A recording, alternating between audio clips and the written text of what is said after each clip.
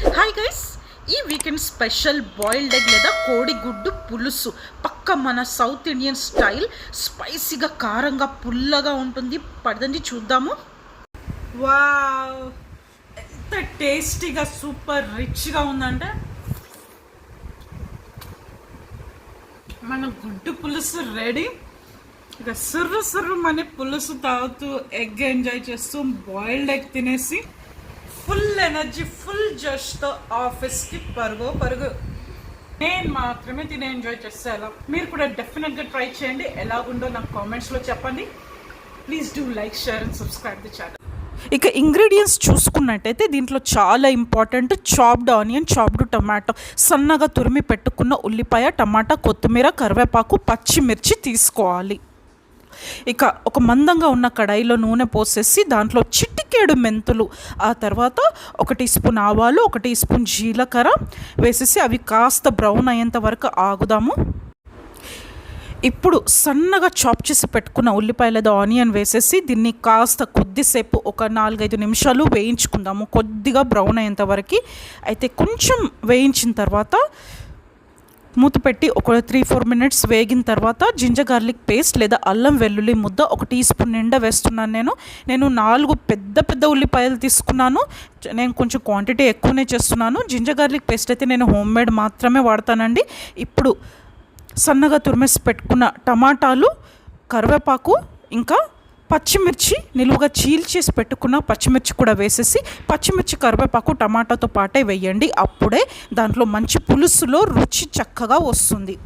ఇప్పుడు దీన్ని చక్కగా మిక్స్ చేసేసి టమాటా ఇంకా ఉల్లిపాయ 2 కలిపి తొందరగా మగ్గడానికి రుచికి సరిపోయేంత ఉప్పు ఇంకా పసుపు వేసేద్దాం. నేనైతే 1 టేబుల్ స్పూన్ ఉప్పు వేస్తున్నాను.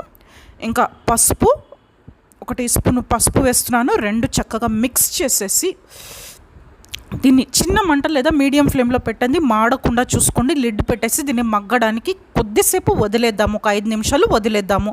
అందాక నేను ఒక నిమ్మకాయ సైజ్ అంతా చింతపండు పులుసు తీసి రెడీగా పెట్టుకున్నాను. చూస్తున్నాను, ఒక నిమ్మకాయ సైజ్ అంతా. ఇంకా బాయిల్డ్ ఎగ్స్, గుడ్లు బాయిల్ చేసేసి పొట్టు తీసేసి ఒక నాన్ స్టిక్ ఫ్రై ప్యాన్లో తీసి పెట్టుకోండి. గుడ్డుకి తడి లేకుండా చూసుకొని చూడండి. ఉల్లిపాయ కాస్త మగ్గిపోయింది. ఉల్లిపాయ సాఫ్ట్గా మగ్గిన తర్వాత టమాటా, ఉల్లిపాయ, ఆ తర్వాత రుచికి సరిపోయేంత కారం, నేనైతే 1 టేబుల్ స్పూన్నర కారం వేస్తున్నాను 4 పెద్ద ఉల్లిపాయలకి. దీంతోపాటు ధనియాల పొడి సగం టేబుల్ స్పూన్ ధనియాల పొడి, ఇంకా గరం మసాలా, తప్పకుండా గరం మసాలా వేయండి. 1 టీ స్పూన్ గరం మసాలా కూడా వేసి మంట చిన్నగా పెట్టేసి చక్కగా మిక్స్ చేసేయండి. ఇంగ్రీడియంట్స్ అన్నీ కలిసిపోవాలి. ఆ ఇంగ్రీడియంట్స్ పచ్చిదనం అంతా పోయేంత వరకు చక్కగా ఉల్లిపాయ, టమాటాకి కారం చక్కగా పట్టేసి, మసాలా పట్టేసి కొద్దిగా డ్రైగా లేదా నూనెలో వేగేంత వరకు ఒక 2-3 నిమిషాలు వేయించుకోండి చిన్న మంటలో, కానీ మాడకుండా చూసుకోండి. ఇప్పుడు ఇది కాస్త వేగిన తర్వాత చూస్తున్నారా, కొద్దిగా వేగిన తర్వాత చింతపండు పులుసు, మనం తీసి రెడీగా పెట్టుకున్న చింతపండు పులుసు దీంట్లో పోసేద్దాము. పోసేసి కాస్త మిక్స్ చేసేసి ఒక్క 2 నిమిషాలు, ఒక 2 మినిట్స్ లైట్గా మగ్గనిద్దాము. చూడండి, చిక్కగా కనిపిస్తుంది కదా, కర్రీలాగా కనిపిస్తుంది, కానీ మనకు కావాల్సింది పులుసు కాబట్టి ఇప్పుడు దీంట్లోకి ఎక్స్ట్రా వాటర్, ఇంకాస్త నీళ్లు పోసుకుందాము. చూడండి, ఒక బౌల్ నిండా, నేను 2 బౌళ్ళ నిండా నీళ్లు పోసుకున్నాను. మీరు పులుసు రుచి కాన్సిస్టెన్సీ తగ్గట్టు పోసుకోండి. ఇప్పుడు మూత పెట్టేసి పెద్ద మంటలో ఒక 10 నిమిషాలు దీన్ని అలాగే వదిలేద్దాం, డిస్టర్బ్ చేయకుండా.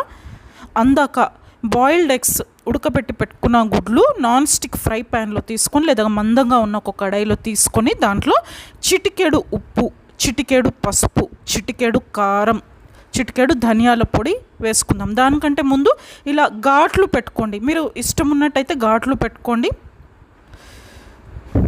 ఘాట్లు పెట్టుకొని చిటికెడు ఉప్పు, పసుపు, కారం, ధనియాల పొడి వేసి కొద్దిగా నూనె పోసి దీన్ని చిన్న మంటలో కొద్దిసేపు లైట్గా వేయించుకుందాం. ఇలా వేయించుకోవడం వల్ల గుడ్డుకి అద్భుతమైన రుచి వస్తుంది. పులుసులో వేసి మరిగించినప్పుడు మంచి టేస్ట్ ఇంకా కలర్ కూడా వస్తుంది.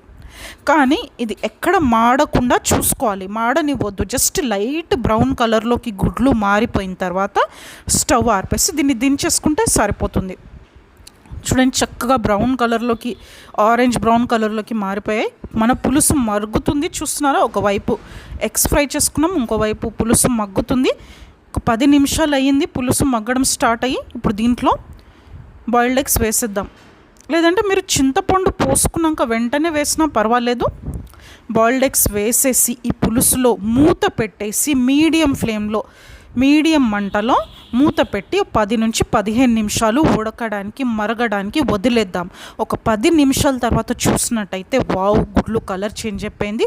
లాస్ట్లో సన్నగా తురిమి పెట్టుకున్న కొత్తిమీర పైనుంచి చల్లేద్దాం. చూడండి నూనె పైకి తేలుతుంది, చక్కగా పులుసు మరిగిపోయింది, చిక్కగా అయిపోయింది. పులుసుతో పాటు గుడ్లు కూడా మంచి రుచి వస్తాయండి. మీరైతే వైట్ రైస్లో లేదా జీరా రైస్లో దీన్ని సూపర్గా ఎంజాయ్ చేయొచ్చు. డెఫినెట్గా ట్రై చేయండి. మీకు రెసిపీ నచ్చినట్లయితే తప్పకుండా ఛానల్ సబ్స్క్రైబ్ చేయండి. బాయ్.